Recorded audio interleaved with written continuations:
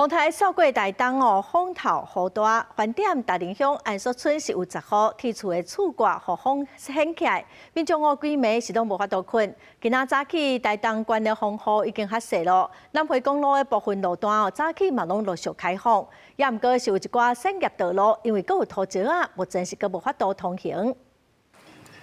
大林乡安宿村复兴路即几排的铁厝厝挂拢规个翘起来，民众讲迄当阵还阁落大雨。家具甲衫拢湿了了，透早天光才会当整理家园。居民讲饭店过点外，风雄雄算算叫，厝挂都规安尼翘起来。有10户拢是同款的情形，毋过对面的厝煞是完全拢无解着，因为大林乡7月份捌出现假雷仔风，居民咧要讲即个有可能阁是假雷仔风造成因的厝受损。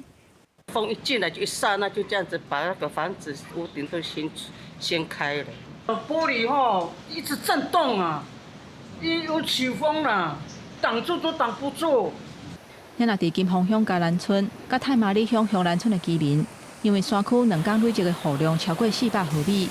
太麻里溪水规个涨起来，这些村民拢真注意水位的情形，因为烦恼的崩花是规暝拢困袂去。到这个湾区的关系那个河水很容易往这边冲。昨天那边那个提往那个路淹水啊，现在有冲掉，它这边也带出去了。目前大东关还是咧落大雨，不过南回公路22暗时已经成封起来金轮大桥，甲部分管制的路段23已经开放，不过还是提醒民众驶车就要细致。另外，大东市的海滨公园，因为海涌甲大粒的石头甲水流茶拍起来甲大路的，呼吁民众暂时莫跨过。记者综合报道。